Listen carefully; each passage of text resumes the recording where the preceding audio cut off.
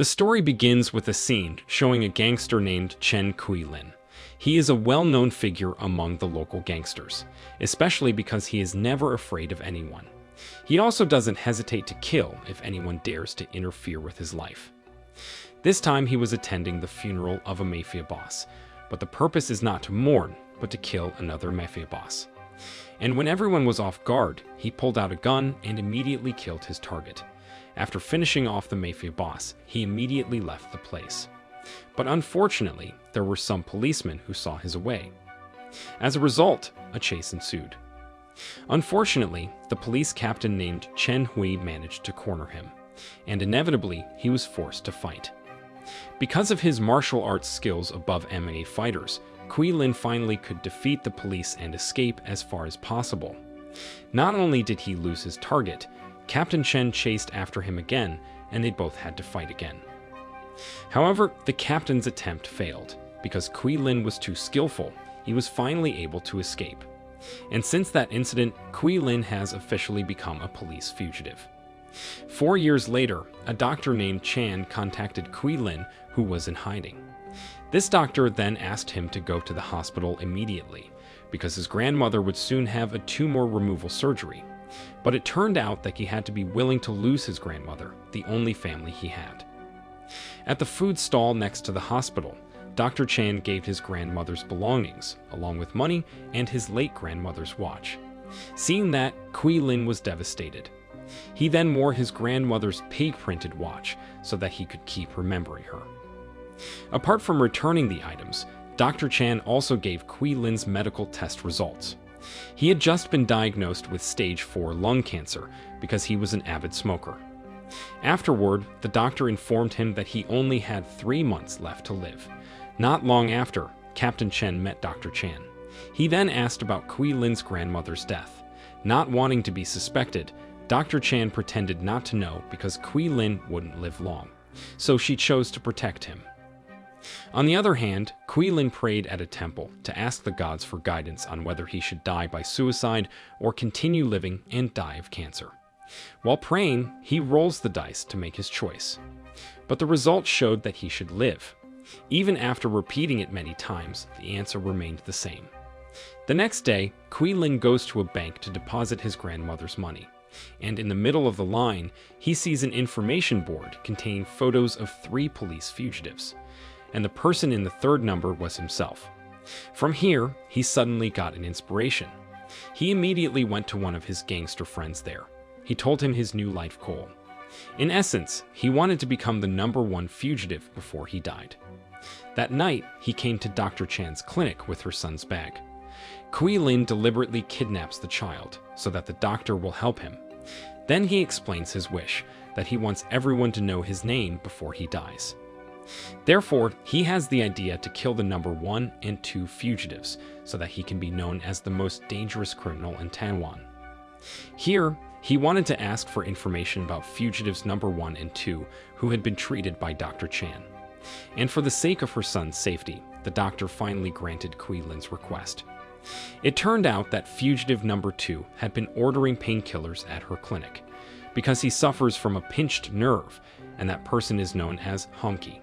He always sent a girl to get the medicine for him, so he could hide from the police. After getting the information, Kui-lin asked again about the #1 fugitive named Lin Luho, who was the most heinous criminal in the country. But unfortunately, Dr. Chan has very little information. She only has Luho's mother's sick letter, which might be a clue for him. Successfully getting the information, Kui-lin made good on his promise to release the doctor's son. Based on that clue, he decided to rent a hotel room, and apparently the place was used as a hiding place for Honky. There, Honky looks fierce with a snake tattoo on his hand. He and his men were eating to celebrate the murder they had just committed. In the middle of eating, Honky teased a girl named Mai Mei. This made one of his men laugh. Honky suddenly became angry and beat his own men. The whole incident was witnessed by Kui-lin through his bedroom window. The next morning, Kui-lin went to Mai Mei's salon. He pretended to enter as a customer who wanted to trim his beard, and Mai Mei welcomed him very kindly. However, unexpectedly, Honky came in and took over Mai Mei's work. At first, he acted like a normal barber, but as it turned out, Honky already knew the purpose of his coming. He also knew that Quilin had been watching him since last night. Fortunately, the police arrived and stopped Honky before Quilin's eyebrows were shaved off. Therefore, Mai Mi immediately asked him to leave and forbade him to come again. In the end, Quilin was forced to return to his inn again. And when he got there, he was shocked to find that his room was a mess. Not wanting anything to happen, he decided to pack his things and put them in the trunk of the car. Then, when it was dark, Quilin intended to finish Honky off. After taking the cancer drug, he started the action by killing Honky's personal driver. Meanwhile, Honky had sensed Quilin's coming. He already suspected that this gangster would definitely make trouble with him, but when he was ready, Quilin suddenly attacked him. In the middle of the struggle, Captain Chen went straight to the spot. Not long after, he saw Quilin and Honky chasing each other. Of course, Captain Chen will not miss this golden opportunity to catch two fugitives at once, but it turns out that Captain Chen prefers to arrest Quilin, because he still has a grudge after the gangster beat him 4 years ago, and they ended up fighting on the spot. Again, the fight between them was won by Quilin, the police destroyer. Quilin was able to break Captain Chen's leg, so Captain Chen couldn't chase him anymore. Afterward, Quilin chased Honky back to a warehouse in the middle of the field, and when they got there, the two of them immediately dueled until they were bloody. Despite being overwhelmed, Quilin was finally able to defeat Honky. Quilin then returned to the salon and took Mai Mai away. But before that, he slaughtered all of Honky's remaining men. The next day, they both went to the beach. There, Mai Mai thanked for saving her from Honky. She had suffered a lot because of Honky's behavior, who turned out to be her foster father. Before moving on, Quilin asks her to report him to the police for Honky's murder. That way, his status as a fugitive could be upgraded. At an inn, Quilin treats his wounds while watching the news on TV, and as expected, all the channels are reporting on his murder. Seeing that, Quilin feels proud and happy because his life goal will be achieved. He only needed to kill the #1 fugitive to become the most dangerous criminal in Taiwan. Long story short, Quilin went back on his way to find Lu Ho's hideout. With the sick letter given by Dr. Chan, he went to a hospital and asked for the letter. But strangely, the hospital instead gave his an assignment to be a courier. He had to deliver Lu Ho's mother's ashes and then give him an address. Arriving at the location, Quilin found a cult instead. In that place, he was welcomed kindly, even given a good meal. Not long after, Quilin is invited to a hall where the sect leader is delivering a lecture. But while listening to the lecture, Quilin suddenly his stomach becomes sick and vomited a black liquid. The sect leader then took him to the hospital. Upon examination, the doctor told him that Quilin had cancer. Hearing this, the sect leader immediately took advantage of the situation. He convinced Quilin that his illness could be cured if he would join his sect. When he recovered, Quilin went to the sect leader and conveyed his intentions.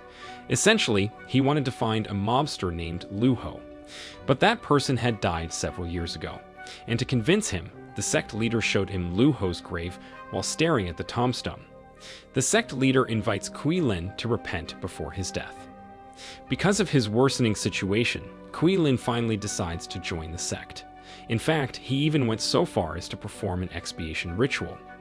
After the ritual, the sect leader took him for a medical examination, and miraculously, the results showed that the cancer in his lungs had completely disappeared. Because of this, Quilin believed in the sect, and in order to focus on worship, she decided to bury all her belongings, including her gun. In addition to burying the items, she also handed over $1 million to the sect leader, as well as a watch left by her grandmother. And all these objects were immediately burned without hesitation. The next day, the sect returned to its usual routine. On that day, they had a little boy and his mother. Then, Quilin was told to deliver food to the two guests. After the meal was over, they gathered in the hall. But while listening to a lecture, the child suddenly vomited a black liquid. Quilin immediately took him to the sect hospital, and there the 4 congregants gathered and talked about the incident. This is where it is finally revealed that they deliberately gave poison to each new congregation, including to Quilin. This way, the sect leader could gain new followers. At the same place, Quilin also sees her own X-rays that were used to manipulate the child's mother.